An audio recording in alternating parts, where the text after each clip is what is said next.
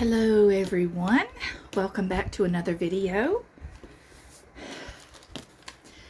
Today I'm trying these so-called donuts that were listed in the current Publix ad. And I looked up how to pronounce it, and it's pronounced nothing like what it's spelled. It's pronounced Paczki. Kind of like punchki or punchki, something like that. It's a Polish pastry, and it's almost lunchtime, and I have not had breakfast. I'm famished, so I'm gonna give this a try. They only had this, and I got there just in time. I just got back from the store. I went for the sole purpose to get this for a video and to try. They had this one package left, and it's apple punchki. And they are a slightly different texture from a regular donut, is my understanding. So let me get one of these apple punchkis. I like saying it now that I know how to pronounce it. It's fun to say. Okay. Now, granted, it looks like just a regular donut. Of course, it'll be apple filled. They, I don't know about Publix, but looking up, there's actually a Polish bakery in Metro Atlanta, but it's too far. I have very low funds. I have to watch my gas and stuff like that, so I couldn't warrant taking that long of a trip to get these. So I remembered that Publix had them, and it's like, let me go see what they've got. So fortunately, I was able to get this last 4-pack of apple punchkis. Okay.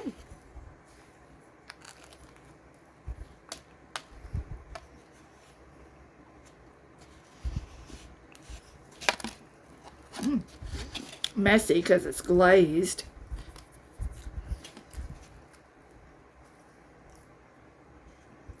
It looks really dense.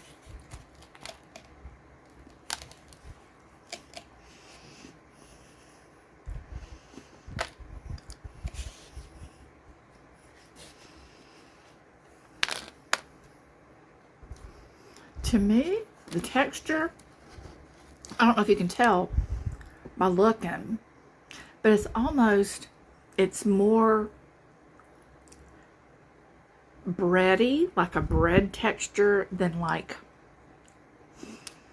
which donuts are bread, but it's hard to explain. It is a slightly different texture than a regular, run-of-the-mill donut. Dropped some glaze. Need to keep the plate under it, but it looks a little more golden color than a typical donut. Let me see if I can get some of that apple mixture on the inside.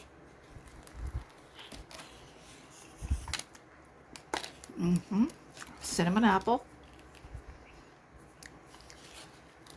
It's good, but it's not as sweet as your typical donut. The only sweetness I'm getting is from the glaze. The actual donut is not that sweet. And maybe that's the case with regular donuts, but it's pleasant. It really is. Now, I'm certain that a Polish bakeries would be better than just what you get at Publix, but I wanted to showcase this donut, or this punchki, because March 4th, I'm losing y'all. There we go.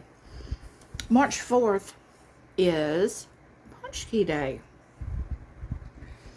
And as soon as I'm finished eating this donut, I'll tell y'all all about what Paczki Day is and how it pertains to Fat Tuesday.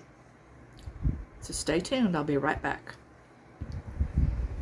Okay, guys. I'm all finished with that delicious paczki. Now I'm going to read about it.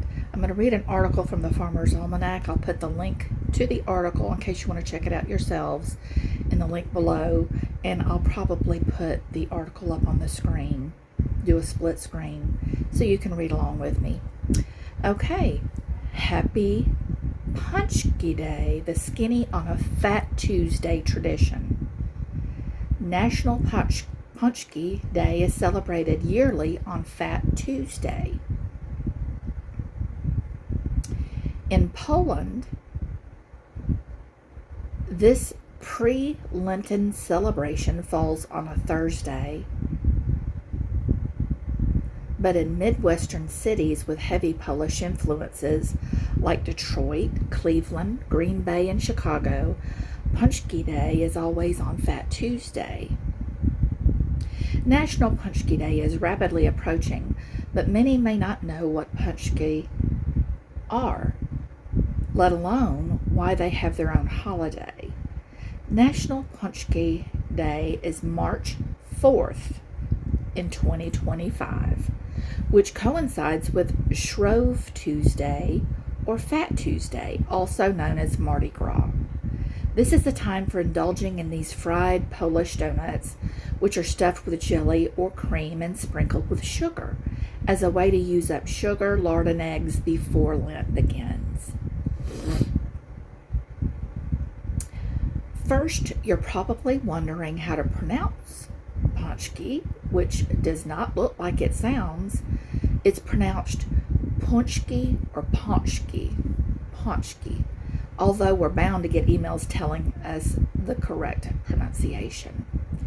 Practice it a few times so when you're ready to order one from your local bakery, you'll know what to ask for. Or if you're feeling adventurous, you can make them yourself.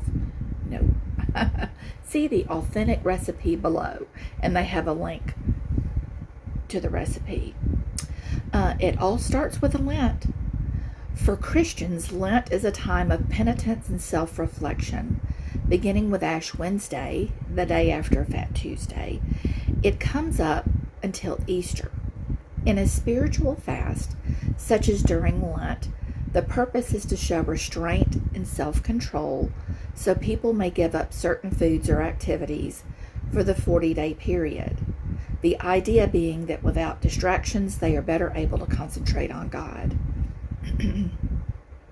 Traditionally, only simple foods are to be eaten during Lent, and rich ingredients such as eggs, sugar, and lard must be used up before the fast begins. This is why so many decadent treats are traditionally eaten at this time. A little Paczki history. The first records of Paczki were noted in the Middle Ages, but at that time these pastries were savory rather than sweet. It was King Augustus III of Poland who, to celebrate Shrove Week, or Shroventide, brought in French pastry chefs known for their sweet and indulgent desserts to his castle, where they created the sweet variation of Paczki that we know and love today. As with all dishes, there are many variations of Paczki. Some chefs add a small amount of grain alcohol to the dough, which prevents it from getting greasy. Most of the variations lie with the filling. Today you'll find fruit jelly